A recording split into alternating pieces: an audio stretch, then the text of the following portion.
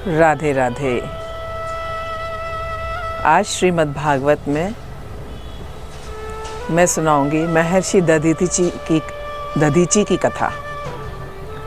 बहुत ही प्रकांड विद्वान थे, दयालु थे, दानवीर थे वो। उनके पिता का नाम अथर्वा ऋषि और माता का नाम चिति था।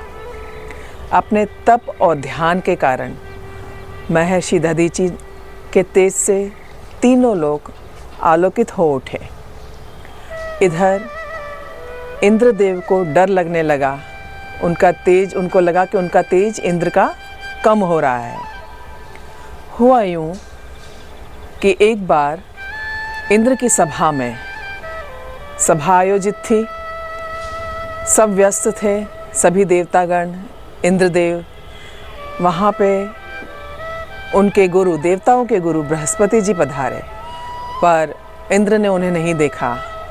वह अपने आप को अपमानित महसूस कर चले गए और उन्होंने देवताओं का पुरोहित बनने से इनकार कर दिया।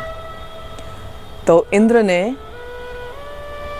त्वष्टा ऋषि के पुत्र विश्वदेव जी को अपना गुरु बनाया। अब विश्वदेव जी देवताओं के लिए यज्ञ करते, पर देवताओं के साथ साथ असुरों के नाम की भी आहुति डालते जाते। इंद्र ने ये देख लिया, तब इंद्र ने विश्वदेव का सर धड़ से अलग कर दिया। तब उनके पिता त्वष्टा ऋषि को बहुत क्रोध आया और उन्होंने यज्ञ किया और उस यज्ञ से वृत्रासुर का जन्म हुआ और उसको आदेश दिया कि सभी देवताओं का वध करें। अब जब इंद्रदेव को पता पड़ा, हाहाकार मच गया।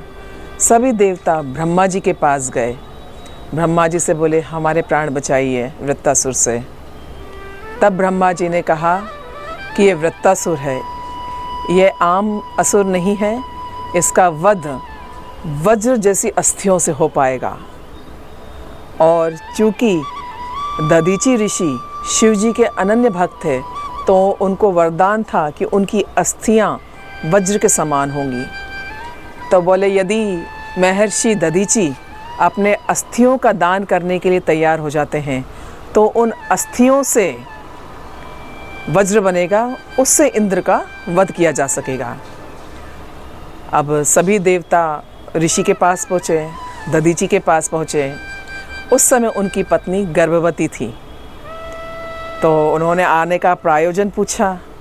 सभी देवता ने बताया कि महर्षि बड़ा संकोच हो रहा है, पर ऐसा है कि वृत्रासुर हमारे पीछे पड़ा हुआ है, हमारा वध करने को तत्पर है। तब दधीची तुरंत राजी हो गए कि नहीं, कोई बात नहीं, मैं अस्थियों का दान करूँगा। उनकी पत्नी ने मना किया कि मैं अभी गर्भवती हूँ, अभी ऐसा मत करिए ऋषि।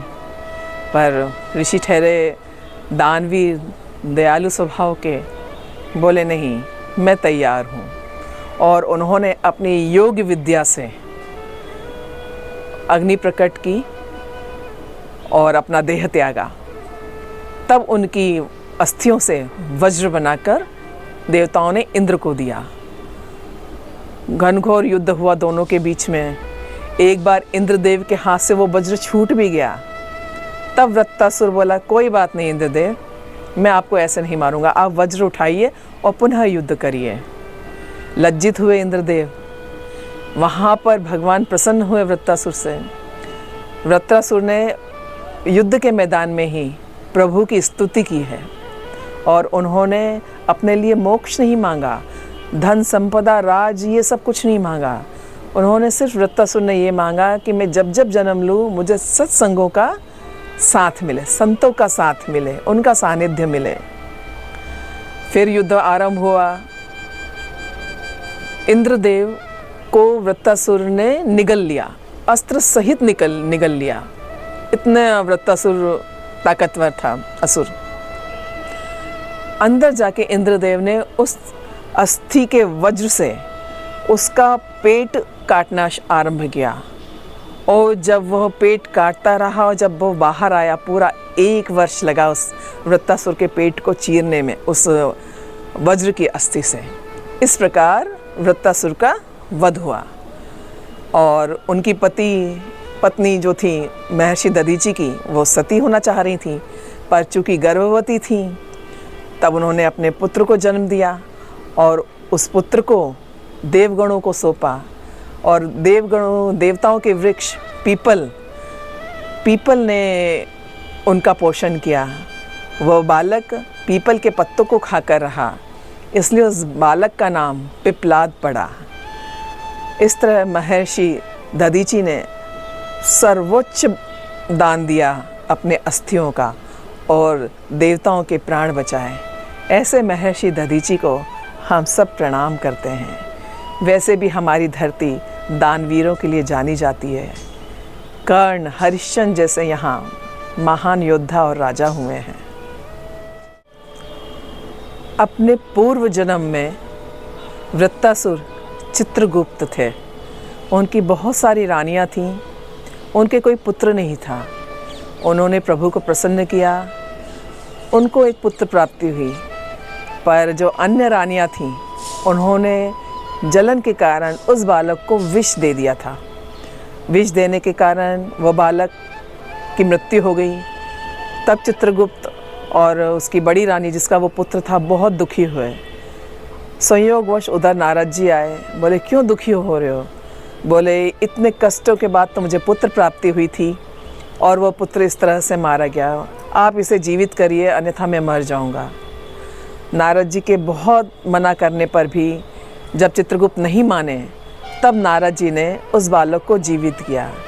जब वह बालक जीवित हुआ तो वो माया से, भगवान की माया से बोलने लगा और बोल के लगा कि आप लोग कौन हो?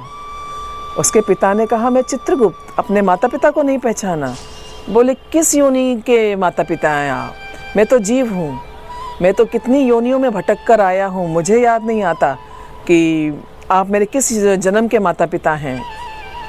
बहुत याद दिलाने पर उस पुत्र को याद आया, लेकिन इस बात से चित्रगुप्त बहुत व्यथित हो गए। बोले, मैं जिस बालक के लिए तड़प रहा था वो तो जीवात्मा मुझे पहचान भी नहीं पा रही थी। और दुखी होकर वो अपने विमान में बैठ के आगे बढ़ गए, सब छोड़ छाड़ कर। जब वो विमान मार्ग से जा रहे थे तो मार्ग में शिवलोक पड़ा। वहाँ शिव जी की सभा चल रही थी और माँ पार्वती शिव जी की गोद में बैठी हुई थी और सत्संग चल रहा था। चित्रगुप्त ने उपहास किया कि इन्हें शर्म नहीं आती है और भरी सभा में सब पत्नी ऐसे बैठे हुए हैं। शिव जी तो मुस्कुरा दिए, लेकिन माता पार्वती क्रोधित हो गईं और उन्हें श्राप दिया कि आप इसी समय असुर योनि में जन्म लेके पृथ्वीलोक पर जाएंगे। तो इस तरह से चित्रगुप्त फिर वृत्तासुर के रूप में उसने जन्म लिया, लेकिन प्रभु का स्मरण वृत्तासुर ने तभी भी नहीं छोड़ा। लेकिन महर्षि दधीची के वज्र से, उनके अस्थि के वज्र से वृत्तासुर का उद्धार हुआ। आप सभी को नव वर्ष की बहुत बहुत शुभकामनाएं। आज सोमवती मावस है। सभी बहनों ने तुलसा जी की, पीपल की फेरी लगाई होगी। एक उपाय और बताती हूँ अपनी नेगेटिविटी दूर करने का, क्योंकि हम में से कईयों की आदत होती है कि सामने वाले को हमेशा शक की निगाह से देखना, नेगेटिविटी के लिए वो से आपसे देखना कि बस सामने वाले में ये कमी है या इसका ये या इसका वो। क्या होता है ना, अभिमान और स्वाभिमान बहुत सूक्ष्म अंतर होता है, और जब वो सूक्ष्म रेखा हम पार कर लेते हैं तो वो जो स्वाभिमान होता है अभिमान में परिवर्तित हो जाता है, और वो अभिमान, घमंड हमें अंदर ही अंदर खोखला करने लगता है। हमें पता भी नहीं पड़ता है कि वो चीज़ हमको अंदर से कितना नुकसान पहुंचा रही है। तो उसी नुकसान से बचने के लिए एक छोटा सा उपाय करिए। आप नए वर्ष से प्रारंभ करिए। मिनिमम 21 डे, मैक्सिमम 41 डेज़ अवश्य करिए। ज़्यादा कुछ नहीं करना है आपको। खड़ा नमक पिसा 2 चम्मच और आधी चम्मच हल्दी अपने स्नान की बाल्टी में डालकर उस पानी से स्नान करिए। साबुन यूज़ मत करिए 41 डेज़। सिर्फ खड़ा नमक पिसा हुआ और हल्दी, इससे आप स्नान करिए। आप अपने आप में स्वयं अंतर महसूस करेंगे। आपकी सारी नेगेटिविटी जाएगी, आपका ऑरा बढ़ेगा। राधे राधे, जय सनातन।